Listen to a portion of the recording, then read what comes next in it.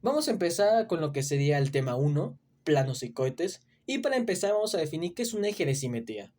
Pues bueno, se supone que es una línea que coita de tal manera que quede en espejo. Es decir, si yo tengo en una hoja de papel un cuerpo y lo doblo, pues voy a ver en ambos lados pues lo mismo.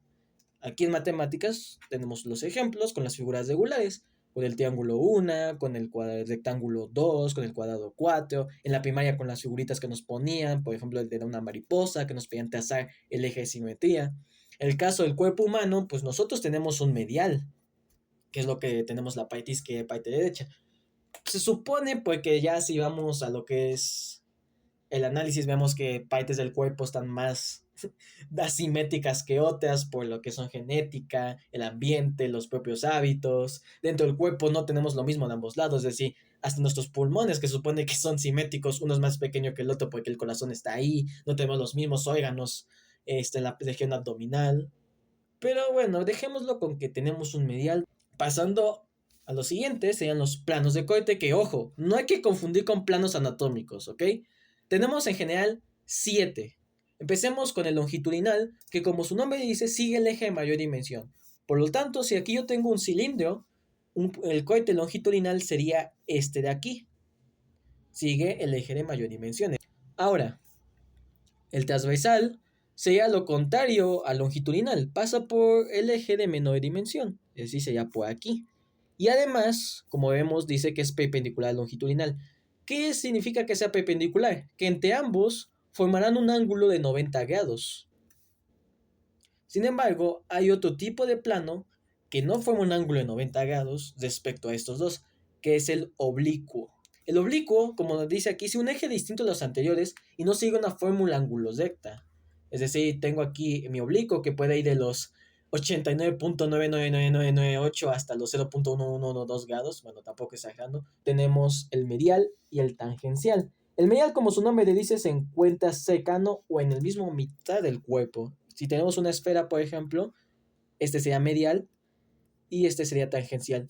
En matemáticas decimos que es tangencial cuando es una línea recta perpendicular que toca un punto, pero obviamente en anatomía no queremos un cohete de un centímetro, por lo tanto pues lo vemos un poquito abajo y ya tenemos nuestro tangencial. Aquí en el cilindro pues este sería medial y este sería tangencial. Y por último tendríamos el compuesto y el irregular, cuya propiedad distinta o única es que estos son en 3D. El caso de compuestos cuando se juntan dos cohetes. Por ejemplo, si esto es un limón, yo puedo hacer un cohetecito acá y tendría aquí mis gajos, mis semillitas. O en el caso del cilindro podría ser un zigzag y tendría mi regular. Ahora, por último, cuando nosotros tenemos una forma perfecta, bueno, entre comillas, como este círculo que acabo de dibujar, lo que se debe hacer para saber cuál es el longitudinal o cuál es el transversal es usar un punto de referencia. Por ejemplo, en el caso de una naranja, pues su palito este con una hojita, o en el caso del cuerpo humano serían los ojos, que estos me estarían indicando que este sería el longitudinal y este sería el transversal. Pasando a lo siguiente, tendríamos el sujeto anatómico y la posición anatómica. ¿Qué es el sujeto anatómico? El cuerpo estándar de la anatomía, el que siempre se usará. Si no vamos a usar un bebé o una persona de la tercera edad guida ya para estudiar la anatomía. Utilizamos un aproximado de los 7.000 millones de personas. Bueno, 8.000 millones. Y la posición anatómica estándar es en qué posición va a estar este cuerpo. El estándar dice frente al observador, es decir, me está viendo a mí directamente, erguido, vista al frente, miembros superiores pendientes y próximo al tronco, que son estos de aquí, tienen un angulito pequeño, palmas de las manos hacia el frente, miembros inferiores juntos o un poquito cercanos, es decir, tampoco vas a hacer aquí un split, y dedos gordos de los pies paralelos. Eso sería nuestra posición estándar. Hay más, dependiendo de lo que se esté estudiando. Y por último, tenemos los planos anatómicos. Y como les dije anteriormente, no hay que confundir con los coites. Tenemos tres: el sagital, el coronal y el axial, con los cuales los voy a explicar aquí. Aquí tenemos el sagital, es este rectangulito de acá. El coronal sería este de acá, que si se dan cuenta fue un ángulo de 90 grados. Y el axial sería este. Y como vemos, el sagital y el coronal son verticales al suelo, mientras que el axial es horizontal. Ahora, ¿hacia qué dirección va? El sagital va de hacia atrás hacia adelante. el coronal va de izquierda a derecha y el axial tiene ambos, es decir, el axial va de izquierda a derecha y atrás hacia adelante, es decir, combina ambos, tanto sagital como coronal, en cuestión de dirección. Ahora, ¿cómo dividen? En el caso del sagital tenemos la mitad derecha y la mitad izquierda. En el coronal tenemos la parte anterior, que sea la parte de adelante, y la posterior, que sea la atrás. Sí, un poquito contraintuitivo y puede confundir a uno que otro. Y en el caso del axial tenemos la parte superior y la parte inferior.